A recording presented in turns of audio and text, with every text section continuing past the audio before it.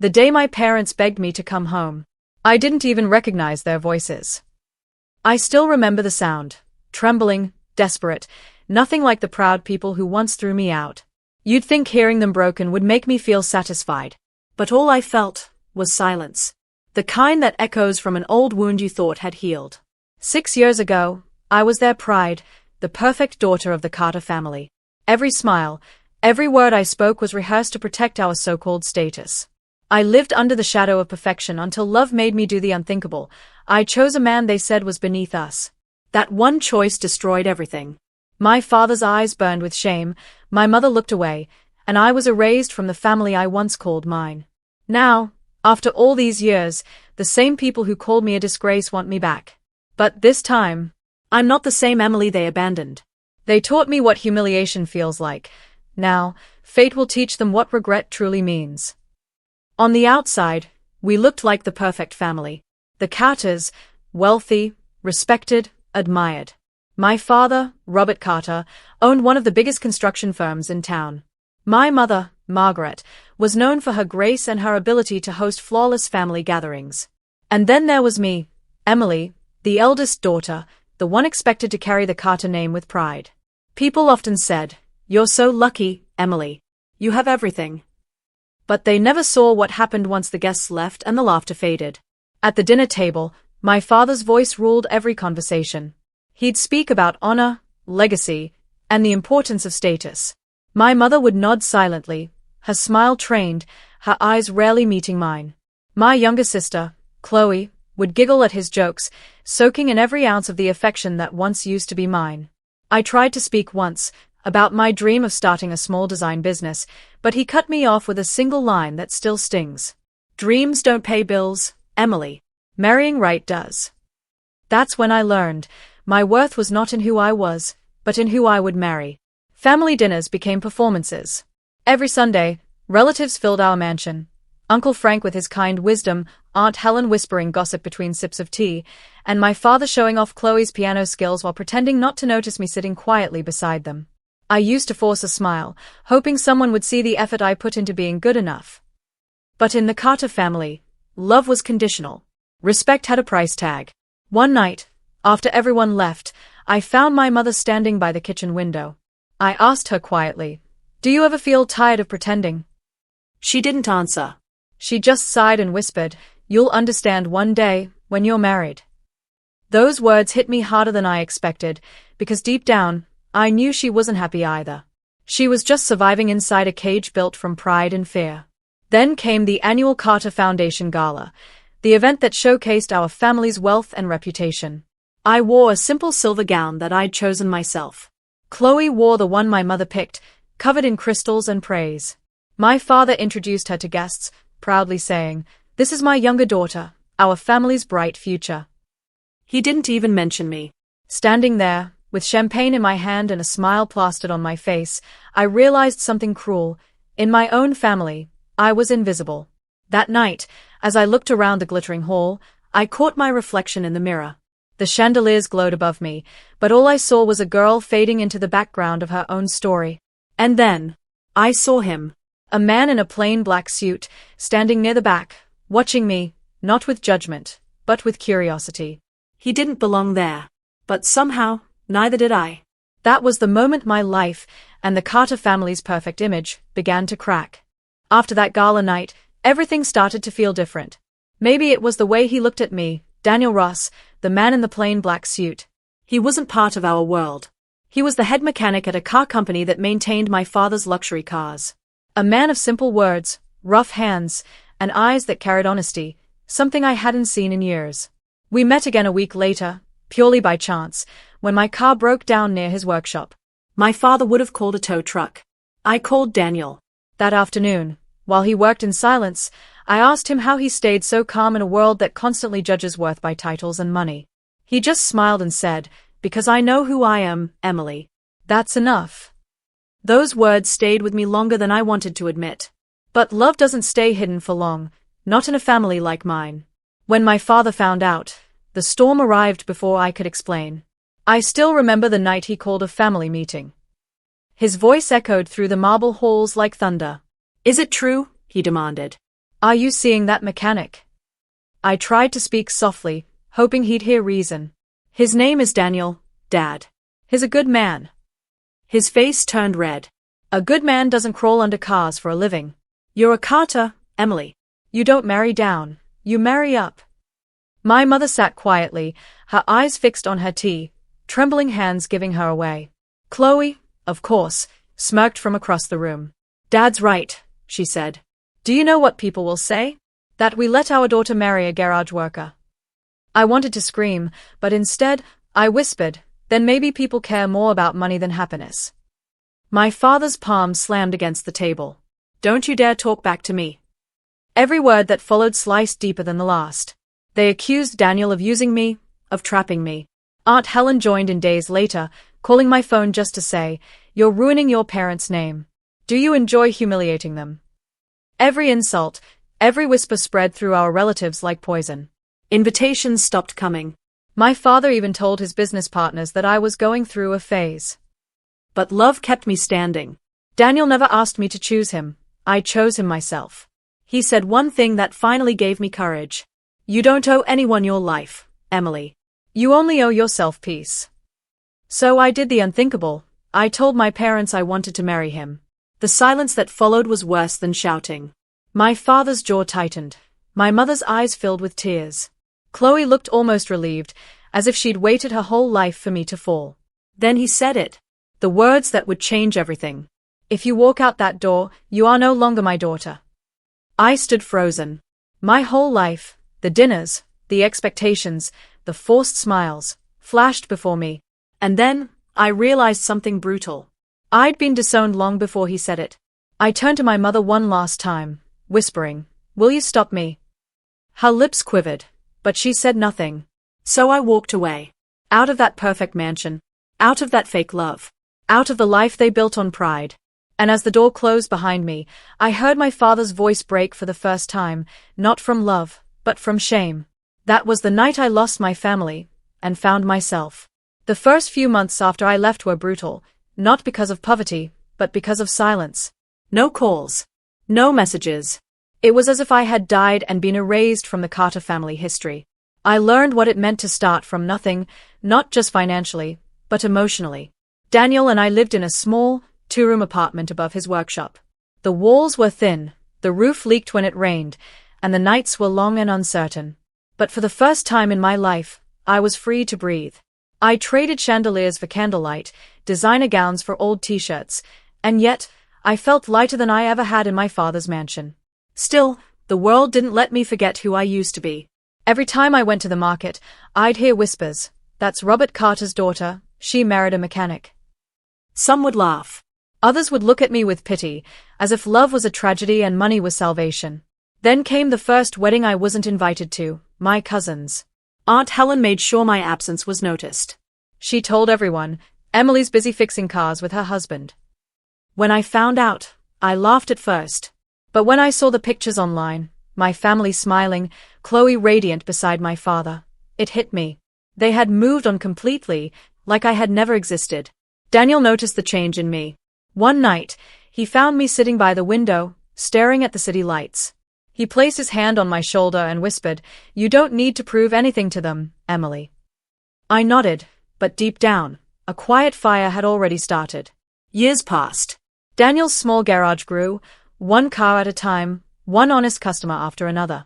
I began helping him manage the business, designing its logo, handling clients, even learning about engines. Slowly, people began to respect us, not for our background, but for our hard work. Still, my family's name followed me everywhere like a shadow. One afternoon, I saw Chloe at a shopping center. She was dressed in luxury, holding designer bags, surrounded by friends. She spotted me instantly. Her smile faded, but she walked over anyway. "Emily," she said, with a voice coated in fake sweetness.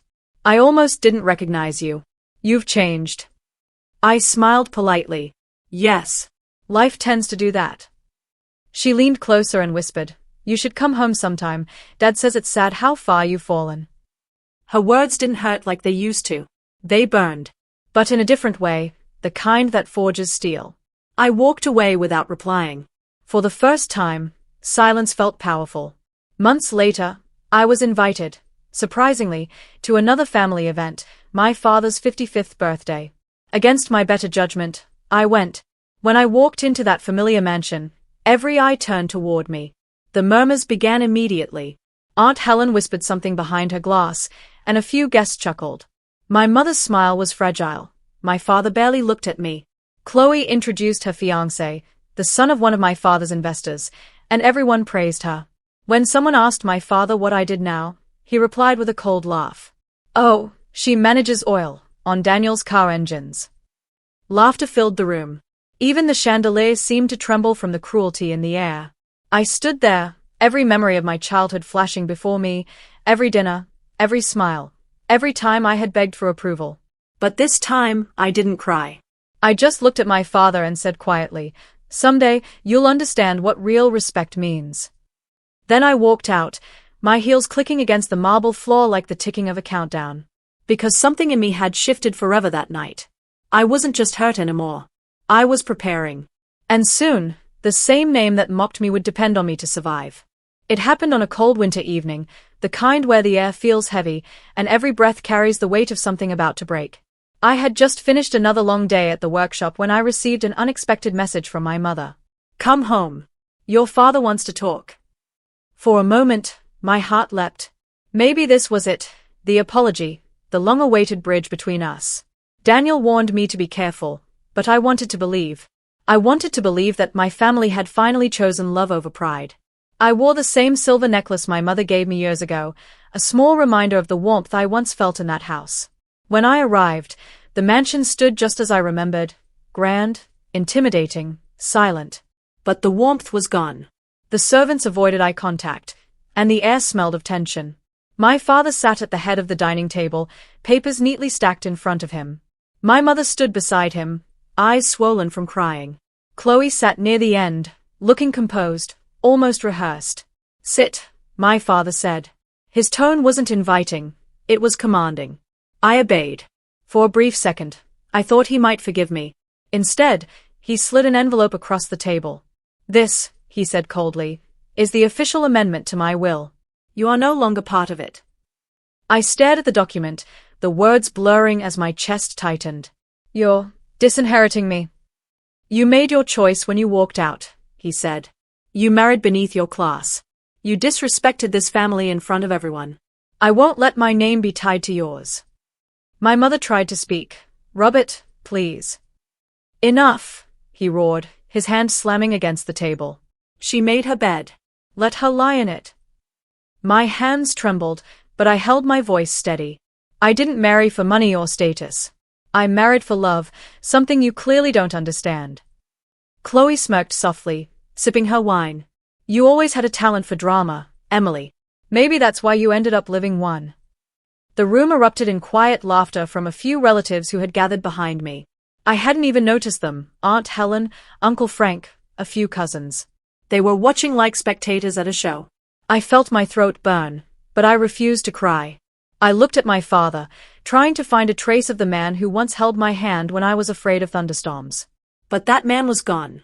All that remained was pride, cold, hard, unyielding pride. When I didn't react, he continued, "You are no longer a Carter. I want you to remember that every time you sign your name. You brought shame to this house. Now, leave it." My mother reached out, but he yanked her hand away. "If she wants to live like a peasant, let her." I stood slowly, feeling my heart splinter with every word. "You've always cared more about what people think than what your family feels. But one day, the same people you're trying to impress will laugh at you." He smirked. "They won't. Because I'm not the one who married a mechanic." That was it. The final cut. I turned toward my mother. "Mom, do you agree with him?" Her lips trembled, tears sliding down her cheeks. But she said nothing. That silence hurt more than the words. I walked out, again. But this time, something was different. The pain didn't feel like loss anymore. It felt like a beginning. That night, I broke down completely in Daniel's arms. I screamed, cried, and shook until my voice was gone. "They erased me," I whispered. "They erased me from their lives like I was nothing." Daniel held me tight and whispered back, "Then let's build something they can't erase." Those words sparked something inside me, a quiet flame of defiance that would soon turn into fire. Days turned into weeks, and every night, I stared at that letter. The proof that I had been erased not just from their home, but from their legacy. The girl who once lived for her father's approval was gone. In her place, someone else was being born, someone stronger, colder, sharper. I began working harder than ever. Daniel and I expanded the garage, took small business loans, and turned our workshop into a brand. I poured every drop of pain into purpose. Every insult became motivation. Every humiliation became fuel. But I never forgot that night. The laughter. The silence. The moment I realized that blood doesn't always mean love. For months, I stayed quiet. I didn't call. I didn't visit. But in that silence, something grew, a calm, dangerous kind of determination. Because deep down, I knew one thing with absolute certainty. They took everything from me, but they didn't realize, they just freed me to take everything back.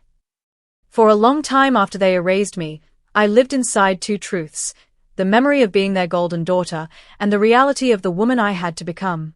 Pain taught me one brutal lesson. Feeling sorry for myself would never make them sorry. If I wanted justice, I had to become the kind of person they would never expect, useful. Daniel and I worked until our fingers ached. We fixed cars by day and taught ourselves business by night. I learned invoices, margins, contracts, the language my father had used to measure everyone's worth. Every late night, Daniel would say, "You're stronger than you think." I would only smile, because the real strength was quieter, strategy. Mr. Thompson, the man who had once watched me at the gala, found me again. He didn't offer pity. He offered an opportunity. "You've got grit, Emily," he said one afternoon over espresso. "We don't invest in names. We invest in resolve." He introduced me to mentors, small investors, and a lawyer who taught me to read between the lines of legal papers. I learned how deals were framed, how reputations were traded, and how power looked on a balance sheet. I used every humiliation as fuel. When Aunt Helen's whispers echoed online, I studied marketing and PR. When Chloe's luxury feeds popped up, I learned branding and positioning. Daniel and I rebranded the garage, a modest name at first, then an honest one that people began to trust. We added a small auto services franchise, hired local mechanics, opened a second shop. With each signed client, our bank account grew. With each glowing review, our confidence steadied. But the plan was never just about money. It had to strike where it would hurt most, their pride and their dependence. When Robert's investments began to wobble, I quietly watched filings, press releases, and whispers in the business community. Uncle Frank, who had always been kinder than he was loud, slipped me a warning one Sunday. "They are cornered, Em. Pride makes people blind." He didn't know my full plan. I didn't tell him everything. He only needed to know the truth. They were vulnerable. I started buying small stakes in industries tied to the Carter firm, not enough to be noticed, but enough to build a position. I forged alliances with honest investors, arranged meetings, and learned to speak with calm authority in boardrooms. I practiced my face, composed, polite, impenetrable. I discovered how to turn a polite refusal into leverage. I practiced patience until it felt like a weapon. There were nights I wanted to collapse. There were moments when the pain returned like a hot blade. Seeing my mother's hollow eyes in the family photos, I forced myself not to keep. I let those moments anger me only briefly, then sharpened that anger into focus. Revenge, I decided, would not come as a tantrum or a scandal. It would arrive as a quiet, undeniable fact. They would need me. The plan took shape like a blueprint. First, solidify our business and reputation so their attempts to dismiss me would sound hollow. Second, gather financial leverage, minority stakes, strategic partnerships, a seat at a table they could not ignore.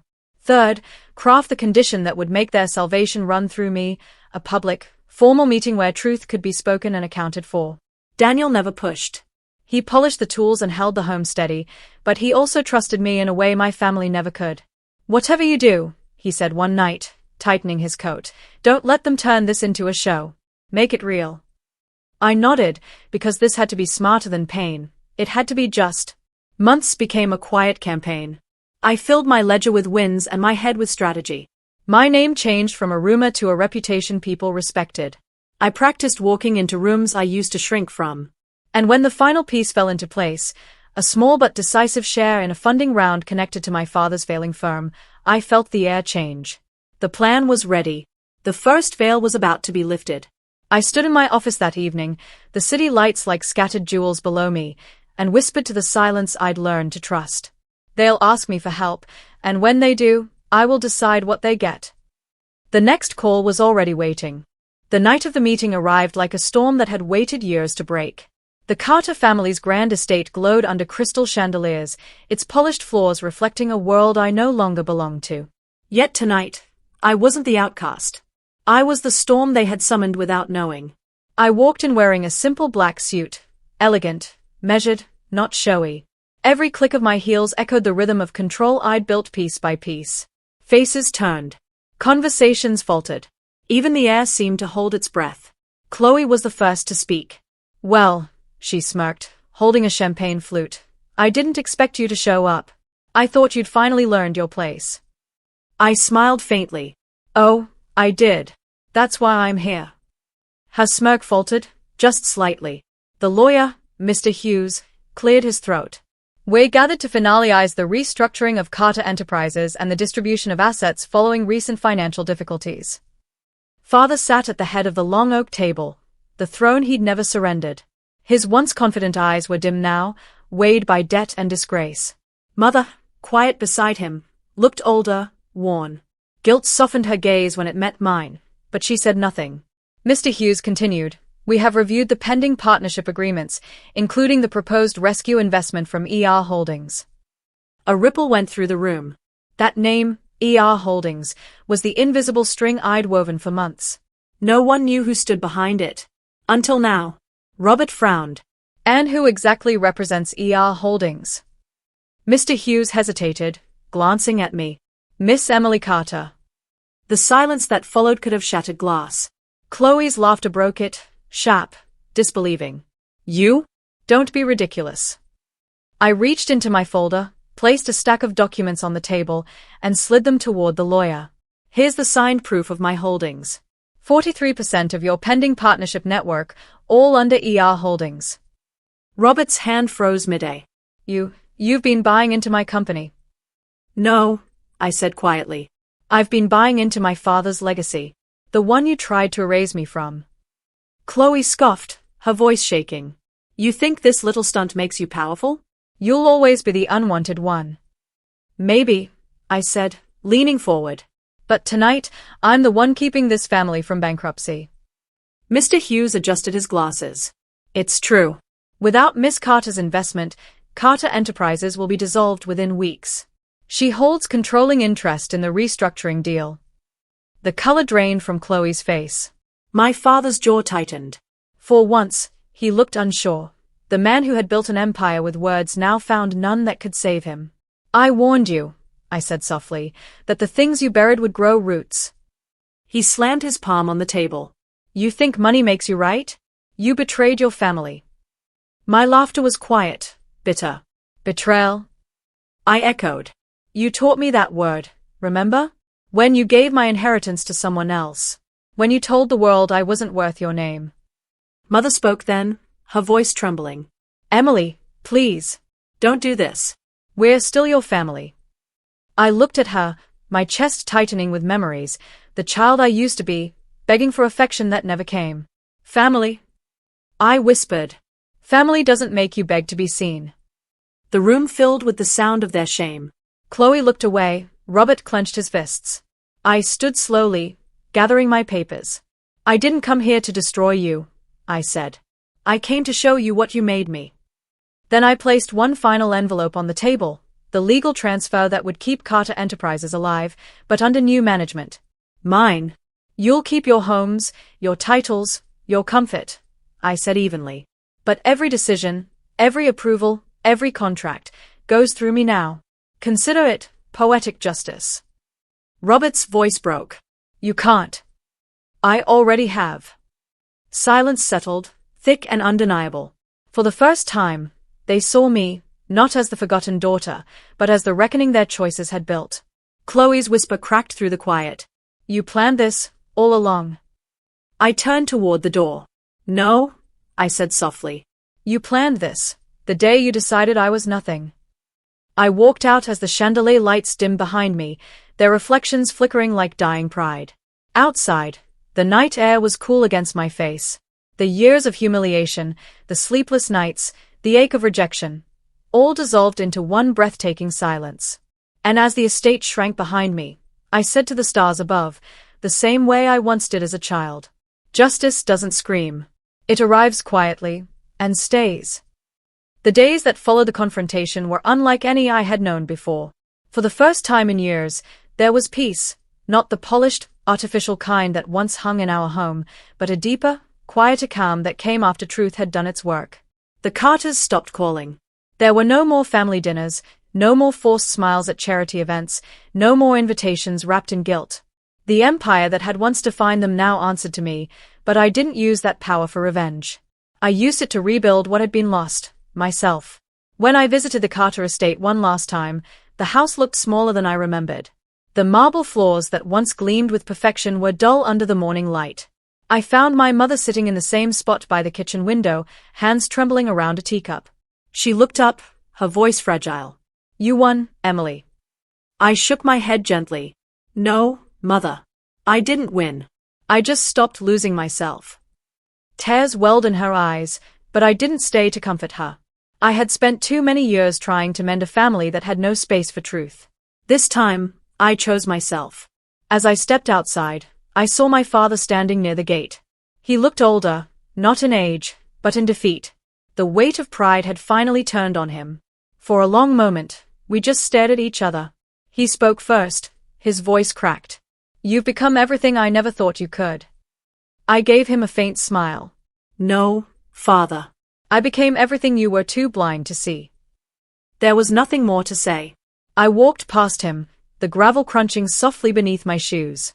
Each step felt lighter, as if every scar, every insult, every rejection had finally loosened its grip. In the following months, the company began to heal under honest hands. Workers who were once ignored were promoted. Projects that had been driven by greed were redirected toward purpose. For once, the Carter name began to mean something real. And me? I moved into a small seaside home, far from the noise of reputation and expectations. I'd sit on the porch in the evenings, watching the horizon bleed gold into the water. There was peace in simplicity, in knowing I no longer had to prove my worth to anyone. Sometimes, I'd think about Chloe. I heard she tried to start her own firm. It failed within months. Pride, it seemed, was an inheritance she couldn't escape. I didn't feel satisfaction, only pity. The truth is, revenge had never really been the point. It was about restoration. About showing them, and myself, that silence isn't weakness, and kindness isn't submission. One night, as the waves whispered against the shore, I wrote a line in my journal, a truth that had taken me years to learn. When they silence you, don't scream, rebuild. Let your success echo where their voices once drowned you. And as I closed the book, I realized something beautiful. Forgiveness doesn't always mean letting them back in. Sometimes, it means setting yourself free. So I walked forward, not as the daughter they ignored, nor the avenger they feared, but as the woman who rose from their ashes, calm, unbroken, and finally, enough.